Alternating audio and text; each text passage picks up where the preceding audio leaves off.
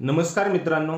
काय आहे ना, मागील 1 वर्षापासून म्हणजे महाराष्ट्र राज्यात ज्या कधी न घडणाऱ्या घटना, एक सुसंस्कृत महाराष्ट्र आणि महाराष्ट्रातले लोक म्हणजे पुरोगामी विचारांचे ज्या पाश्चात्य देशांमध्ये म्हणजे जे तिकडचं कल्चर आहे ते महाराष्ट्रात लवकर झपाट्यानं वाढतंय हे अलीकडच्या दिवसात आपल्याला कळालेलंच आहे. त्याच पद्धतीने जे महाराष्ट्रात आत्ता काही ज्या गोष्टी घडतायत म्हणजे संतोष देशमुख हत्याकांड असू द्या, राजगुरुनगर येथील दोन लहान मुलींचा खून असू द्या, किंवा जो मुंबईमध्ये जे झालं अक्षय शिंदे नावाच्या व्यक्तीनं शाळेत लहान मुलींसोबत जे केलेलं कृत्य असू द्या, म्हणजे इतक्या जबरदस्त घटना आणि एकदम माणुसकीला काळिमा फासणाऱ्या ज्या घटना घडत होत्या. त्यानंतर अक्षय शिंदे यांचा एन्काउंटरही करण्यात आला. आता त्या पद्धतीने त्याच सिमिलर एक नवीन घटना आपल्या समोर येते. सांगली जिल्ह्यातील जत तालुक्यातली ही घटना आहे. ती घटना ज्यावेळेस कळाली ना, त्या घटनेलाही म्हणजे अक्षरशः मन पिळावून टाकणारी घटना आहे. त्या घटनेविषयीच आपण ह्या व्हिडिओद्वारे आपले विचार मांडणार आहोत. व्हिडिओ आवडल्यास लाईक करशाल आणि चॅनलला सबस्क्राईब करायला विसरू नका. जत तालुक्यातील कारिनर एक गाव आहे. तिथे 4 वर्षाची मुलगी, बदामाचं एक झाड होतं, त्या बदामाच्या झाडाखाली दुपारच्या वेळेस बदाम गोळा करण्यासाठी गेली. घराजवळच होतं ते, म्हणजे असं लांबही नाही. आणि तिथेच त्यांच्या शेजारी राहणार असलेला पांडुरंग नाव आहे त्या व्यक्तीचं. त्या व्यक्तीने मद्यधुंद अवस्थेत तो होता आणि त्याने तिथून त्या मुलीला उचललं आणि जवळच असलेल्या पत्र्याच्या शेडमध्ये जाऊन अत्याचार केले आणि अत्याचार करून तिचा निर्घृण खूनही केला.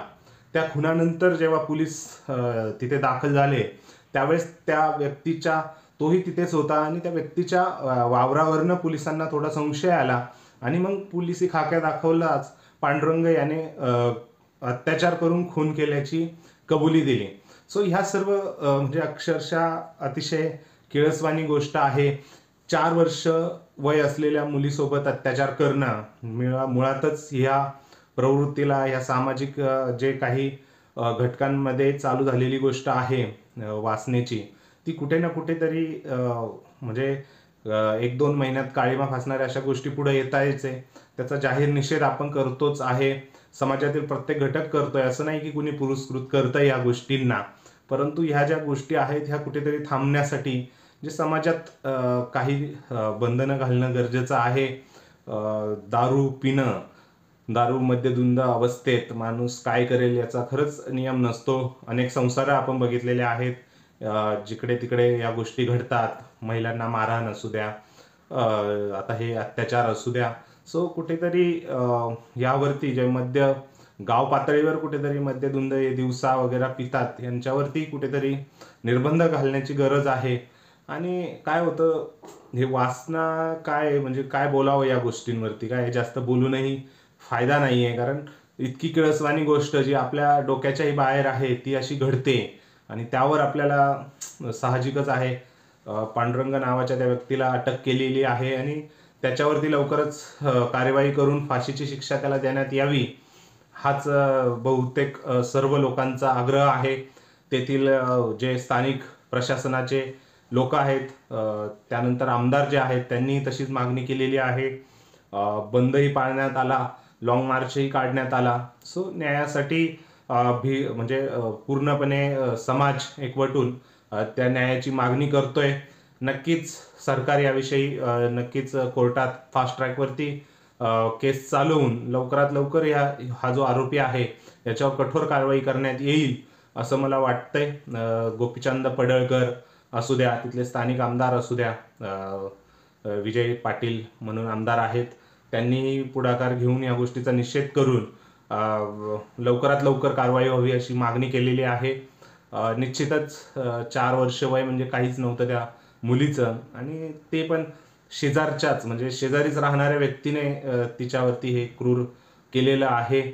सो कुठून बाहेरूनही आलेला नाही, जवळच्या रोज बघणाऱ्या, रोज ती मुलगी त्याच्या बघण्यात होती, खेळती. आता 4 वर्षाची पोरगी म्हणजे काय, त्या दृष्टीने कुठेतरी हे संपलं पाहिजे. मानसिक म्हणजे हे जे मनाचे रोगी आहेत, म्हणजे मी तर मनाचे रोगीच म्हणाल यांना, यांना कुठेतरी जबर बसण्यासाठी गावोगावी पातळीवरती ह्या मोहिमा हाती घेण्यात आल्या पाहिजे.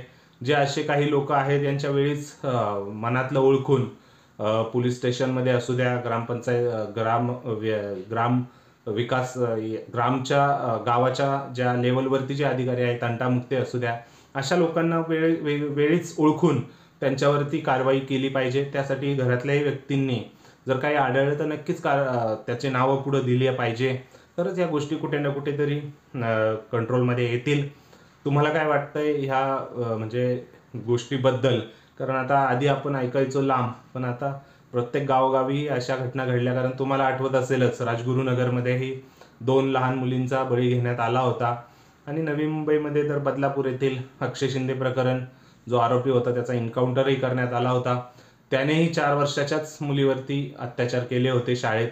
सो हे सर्व बघता निश्चितच या व्यक्तीला, या आरोपीला शिक्षा होईल यात काही शंका नाहीये. परंतु एकंदरीत महाराष्ट्राच्या संस्कृतीत हे अशा घटना झपाट्याने वाढ होत आहेत आणि त्यामागच्या काही ज्या गोष्टी असतील त्या लवकर ओळखून प्रशासनानेही वेळोवेळी गाव पातळीवरती उपाययोजना ह्या केल्या गेल्या पाहिजे. तुम्हाला काय वाटतंय ते कमेंट सेक्शनमध्ये कमेंट नक्की करा आणि चॅनलला सबस्क्राईब करायला विसरू नका. धन्यवाद.